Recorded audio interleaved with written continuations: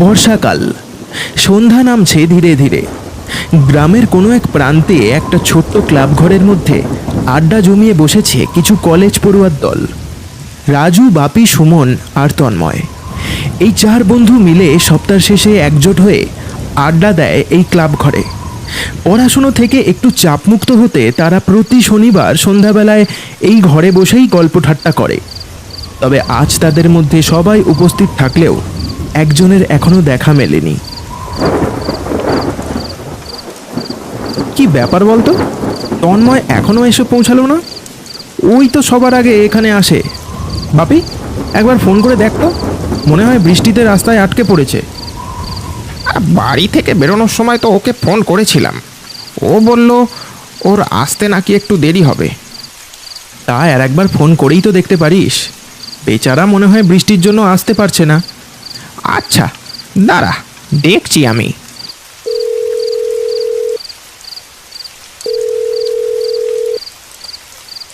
বাপি প্রায় 2 থেকে 3 বার তন্ময়কে ফোন করলো, কিন্তু কোনোভাবেই কোনো উত্তর মিলল না।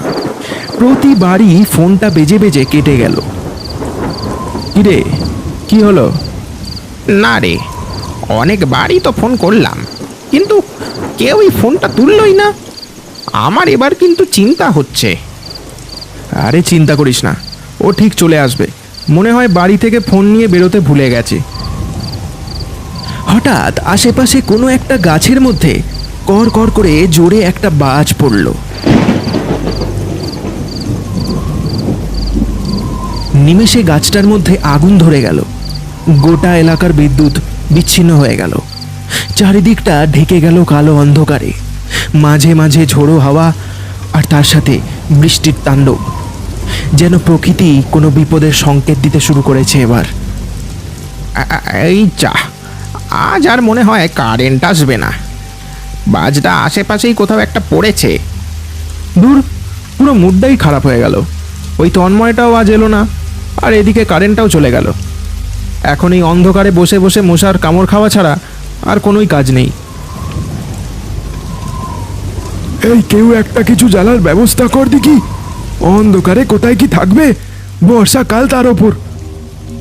দাঁড়া দাঁড়া, আমি দেখছি বলেই রাজু অন্ধকারের মধ্যে হাতড়ে হাতড়ে কোথা থেকে একটা বাতি খুঁজে পেল। হাওয়ার দাপটে দেশলাইটা জ্বলতে চাইল না।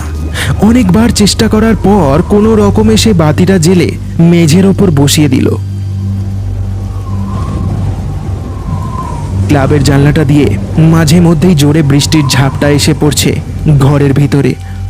হাওয়ার দাপটে মোমবাতির শিখাটা বেশ খানিকটা নড়ে চড়ে উঠছে। এই হয়তো নিভে যাবে।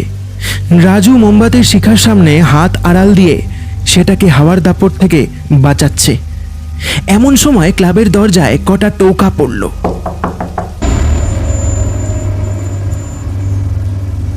কে? তন্ময় এলি নাকি? কিছুক্ষণ চুপ, তারপর দরজার ওপার থেকে উত্তর এলো, আমি তন্ময়, এই দরজাটা খোল, খুব ভিজে গেছি।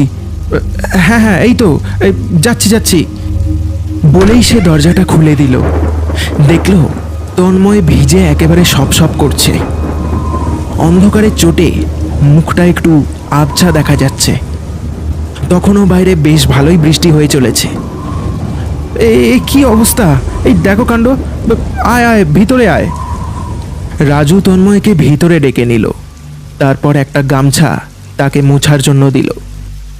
থাক, এটা লাগবে না। কি আশ্চর্য, লাগবে না মানে? তুই তো একেবারে ভিজে সপ সপ করছিস, না মুছলে যে এবার ঠান্ডা লেগে জ্বর আসবে। তন্ময় আবারও কিছুক্ষণ চুপ করে থাকলো। কোনো উত্তর দিল না সে। বাতির আলোটা টিমটিম করে জ্বলছিল। হাওয়ার দাপটে সেটাও ধপ করে নিভে গেল। ওহো, এই বাপি, জানলাটা দিয়ে দে তো, বারবার বাতিটা নিভে যাচ্ছে। এই বলে রাজু আবারও একটা দেশলাই জ্বালাতে যাবে, এমন সময় একটা অদ্ভুত কথা বলল তন্ময়। থাক না, আবার কি দরকার বাতি জ্বালার? এই তো ভালোই তো আলো আছে ঘরের মধ্যে। সবাই তার কথা শুনে অবাক ছাড়া আর কিছুই হলো না।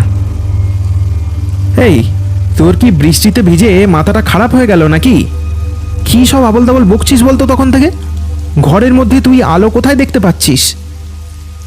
এটা বলে রাজু বাতিটা আবারও জ্বেলে দিল। এবার আর কিছু হলো না। রাজুর কথা মতো বাপি জানলাটা বন্ধ করে দিয়েছে। ঘরের মধ্যে এবার একটু হলেও আলো ছড়িয়েছে। হ্যাঁ, এবার বল দেখি, এই তোর কি হয়েছে? তখন থেকে ভুলভাল কথা বলে যাচ্ছিস।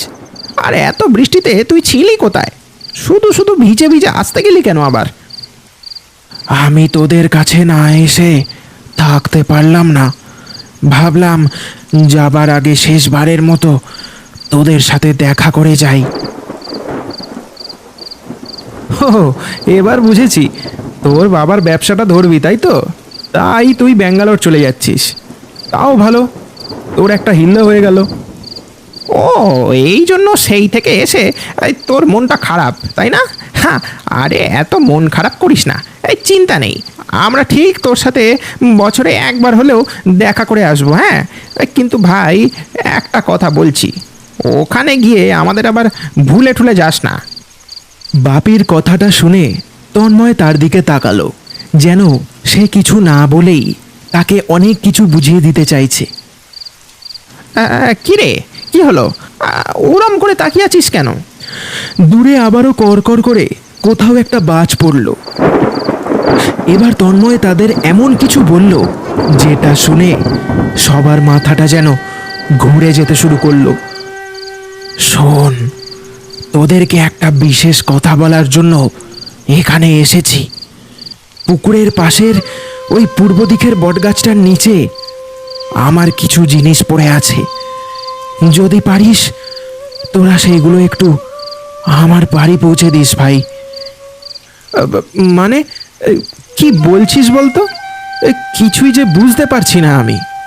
রাজু কথাটা বলা মাত্রই তন্ময়ের মুখে একটা হাসি ফুটে উঠল।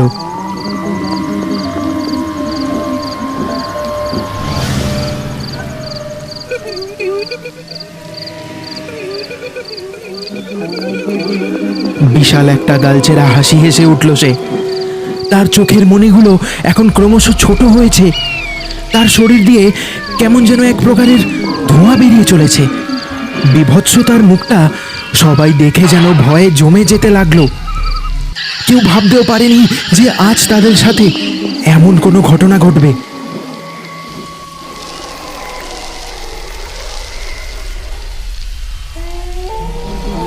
ওরে ওরে, তোরা ভয় পাসনি রে? আমি তোদের কাছেই আসছিলাম। রাস্তা দিয়ে আসার সময় বৃষ্টিটা খুব জোরে শুরু হলো, তাই আমি ওই বটগাছটার তলায় দাঁড়িয়ে বৃষ্টি থামার অপেক্ষা করছিলাম। কিন্তু কিন্তু হঠাৎই গাছটার মাথায় জোরে একটা বাজ পড়লো, আর আমার এই অবস্থা হলো। ওই গাছের নিচে এখনো আমার পোড়া শরীরটা পড়ে আছে। যে পারলে পারলে ওটা আমার বাড়ি পৌঁছে দিস। আমার এই শেষ অনুরোধটুকু রাখিস। আজকের পর থেকে তোদের সাথে আমার আর দেখা হবে না যে। আর হ্যাঁ, এই দুর্যোগে কোনোদিন তোরা বাড়ির বাইরে বেরোবি না, না হলে আমার মতো অবস্থা হবে তোদেরও। বাড়ি থেকে আমাকে বেরোতে বারণ করেছিল, কিন্তু কিন্তু আমি শুনিনি। বিদায় বন্ধুরা, এবার আমি চলি। বলেই তন্ময়ের ছায়ামূর্তিটা আস্তে আস্তে হাওয়ায় অদৃশ্য হয়ে গেল। তারপর কিভাবে যেন ঝপ করে কারেন্টটাও চলে এলো, যেন তন্ময় যেতে যেতে আলোটা ফিরিয়ে দিয়ে গেল। সবাই আর বেশিক্ষণ বসে থাকলো না, হুড়মুড় করে দৌড়ে সোজা গিয়ে দাঁড়ালো ওই বটগাছের নিচে।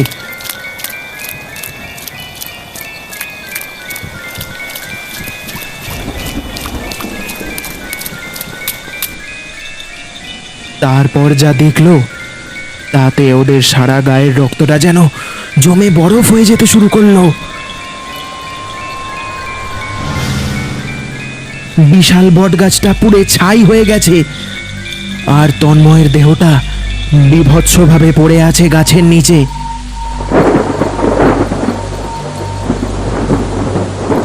সারা শরীরটা পুড়ে ছাল চামড়া উঠে গেছে, চোখগুলো বাইরে ঠেলে বেরিয়ে এসেছে, মুখটা হাঁ করা। বেচারা মরার আগে খুব ভয় পেয়েছে। আমি ভাবতেই পারছি না তন্ময় আর আমাদের মধ্যে নেই। মরে গিয়েও ও আমাদের সাথে দেখা করতে এসেছিল, তবে ও যেতে যেতে একটা বড় শিক্ষা দিয়ে গেল আমাদের। আর যাই করো না কেন, প্রকৃতিকে কোনোদিনও অবহেলা করো না, না হলে প্রাণের ঝুঁকি হতে পারে। হ্যাঁ, একদম ঠিক কথা। চল এবার সবাই মিলে ওর দেহটা ওর বাড়ি পৌঁছে দেবার ব্যবস্থা করি। তন্ময় ভাই আমাদের, তুই যেখানেই থাকিস ভালো থাকিস, তোকে আমরা কোনোদিনও ভুলবো না। কথাটা বলা মাত্রই কোথা থেকে একরাশ হাওয়া এসে তাদের শরীর স্পর্শ করে চলে গেল, যেন তন্ময়ের আত্মা জানান দিল যে সে সব কিছু এখনো দেখছে। দূরের একটা গাছের আড়াল থেকে একটা মূর্তি তাদের দিকেই চেয়ে দাঁড়িয়েছিল। নিমেষে সেটাও হাওয়ায় মিলিয়ে গেল।